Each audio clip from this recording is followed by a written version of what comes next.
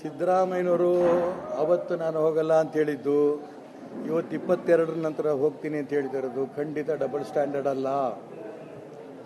ಇಡೀ ದೇಶದ ಹಿಂದೂಗಳ ಭಾವನೆ ಇದ್ದೇ ಇದೆ. ರಾಮ ನಮ್ಮ ದೇವರು, ರಾಮ ಎಲ್ಲ ಜಾತಿಯನ್ನು ಒಟ್ಟು ಮಾಡಿದ್ದಾನೆ, ರಾಮರಾಜ್ಯ ಆಗಬೇಕಂತ ಮಹಾತ್ಮ ಗಾಂಧೀಜಿಯವರು ಕನಸು ಕಂಡಿದ್ರು.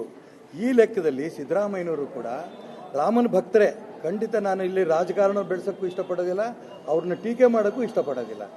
ಅವರು 22ರ ನಂತರ ನಾನು ರಾಮ ಮಂದಿರಕ್ಕೆ ಖಂಡಿತ ಹೋಗ್ತೀನಿ ಅಂತ ಹೇಳಿದಿರಲ್ಲ, ಇದು ಸಂತೋಷದಿಂದ ಸ್ವಾಗತ ಮಾಡ್ತೇನೆ.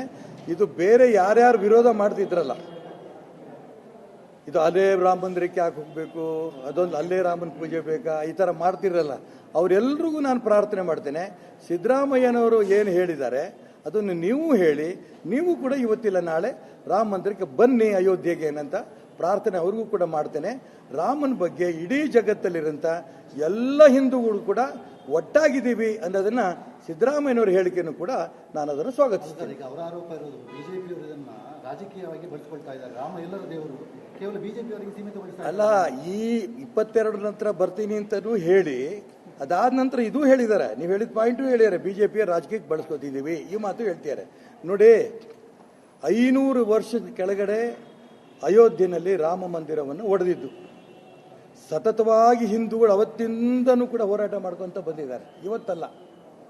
ಅಂದರೆ ಇದು ಮಾನ್ಯ ಅಡ್ವಾಣಿಯವರು ಹೇಳಿದ್ದಾರೆ, ಆ ಪ್ರಭು ಶ್ರೀರಾಮಚಂದ್ರನದೇ ಅಪೇಕ್ಷೆ ಇತ್ತು ಅಂತ ಕಾಣುತ್ತೆ, ಮೋದಿಯವ್ರ ಕಾಲದಲ್ಲಿ ಇದಾಗಬೇಕಿತ್ತು ಅಂತ.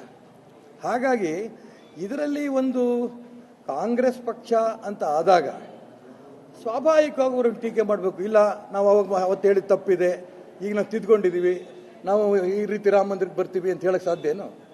ಒಂದು ಕಾಂಗ್ರೆಸ್ ಪಕ್ಷ ಇದೆ, ಒಂದು ಪೊಲಿಟಿಕಲ್ ಪಾರ್ಟಿ, ಅವರು ರಾಜಕಾರಣದಲ್ಲಿ ಅವರು ಟೀಕೆ ಮಾಡಲೇಬೇಕು. ನಾನು ಅದಕ್ಕೋಸ್ಕರ ಹೇಳ್ತೀನಲ್ಲ, ಅವ್ರು ಎಷ್ಟು ಬೇಕಾದ್ರೂ ಟೀಕೆ ಮಾಡಲಿ, ನಾನು ಖಂಡಿತ ಇದನ್ನು ನಾನಂತೂ ರಾಜಕಾರಣಕ್ಕೆ ಬಳಸೋಕ್ಕೆ ಇಷ್ಟಪಡಲ್ಲ, ಡಬಲ್ ಸ್ಟ್ಯಾಂಡರ್ಡು ಅಂತ ಹೇಳಕ್ಕೆ ಇಷ್ಟಪಡಲ್ಲ. ಅವರೆಲ್ಲರಿಗೂ ಕೂಡ ರಾಮ ಭಕ್ತಿ ಜಾಗೃತಿ ಆಗಿದೆ. ಯಾರೋ ಅವ್ರಿಗೆ ಮಿಸ್ಗೈಡ್ ಮಾಡಿರ್ತಾರೆ, ಕಾಂಗ್ರೆಸ್ನವ್ರಿಗೂ ಕೂಡ ಯಾರೋ ಮಿಸ್ಗೈಡ್ ಮಾಡಿರ್ತಾರೆ. ಬೇಡ, ನೀವು ಈ ರೀತಿ ಹೇಳ್ಕೊಂಡ್ರೆ ಒಳ್ಳೇದು. ಸೋನಿಯಾ ಗಾಂಧಿ, ಮಲ್ಲಿಕಾರ್ಜುನ್ ಖರ್ಗೆ ಅವರು ಮುಂಚೆ ಹೇಳಿಬಿಟ್ರು, ಈ ಖರ್ಗೆಯವರು ಹೇಳಿದ್ದಾರೆ, ಮಲ್ಲಿಕಾರ್ಜುನ್ ಖರ್ಗೆ ಅವರು, ನಾನು ಕೂಡ 22ರ ನಂತರ ಹೋಗ್ತೀನಿ ಅಂತ. ಇದು ನಾನು ಹೇಳ್ತೀನಲ್ಲ, ನಾವು ಇಲ್ಲಿ ರಾಜಕಾರಣ ಮಾಡ್ತಾ ಇದ್ರೆ, ನನ್ನ ವೈಯಕ್ತಿಕ ಭಾವನೆ, ನಾನು ರಾಮ ಭಕ್ತ, ಅರ್ಥ ಆಯ್ತಾ? ರಾಜಕಾರಣ ಮಾಡಿಕೊಂಡು ನಾವು ಅಯೋಧ್ಯೆಯಲ್ಲಿ ರಾಮ ಮಂದಿರ ಕಟ್ಟಿದಿದ್ರೆ ನಾವು ಸರ್ವನಾಶ ಆಗೋಗ್ಲಿ. ರಾಮನ ಹೆಸರಿನಲ್ಲಿ ನಾವು ಅಧಿಕಾರಕ್ಕೆ ಬರಬೇಕು ಅಂತ ನಮ್ಮ ಆಸೆ ಇಲ್ಲ. ಕೋಟಿ ಕೋಟಿ ಇಡೀ ಪ್ರಪಂಚದಲ್ಲಿರುವಂಥ ಹಿಂದೂಗಳ ಆಸೆ ಏನು? 500 ವರ್ಷದ ಕೆಳಗೆ ಯಾವನೊಬ್ಬ ಬಾಬರ್ನನ್ನು ಬಂದು ಈ ದೇಶದಲ್ಲಿರುವಂಥ ದೇವಸ್ಥಾನಗಳು ಒಡೆದಾಕಿ ಅಲ್ಲಿ ಬಾಬರ್ ಮಸೀದಿ ಕಟ್ಟಿದಾಗ ಅದು ಗುಲಾಮಗಿರಿ ಸಂಕೇತ ಅಂತ ಇದೆ ಅಂತ ಗೊತ್ತಾದ ನಂತರನೂ ಕೂಡ ಒಬ್ಬೊಬ್ಬರಿಗೆಲ್ಲ ಎಷ್ಟು ಜನದ ಬಲಿದಾನ ಆಗಿದೆಯೋ, ಎಷ್ಟು ಸಾವಿರ ಜನ ಇದಕ್ಕೆ ಸತ್ಯಾರೋ, ಆ ಎಲ್ಲ ಬಲಿದಾನ ಆಗಿರೋಂಥ ವ್ಯಕ್ತಿಗಳಿಗೆ ನಾವು ನುಗ್ಗಬೇಕು. ನುಗ್ಗಲಿಲ್ಲ ಅಂದ್ರೆ ಆಗ್ತಿರ್ಲಿಲ್ಲ.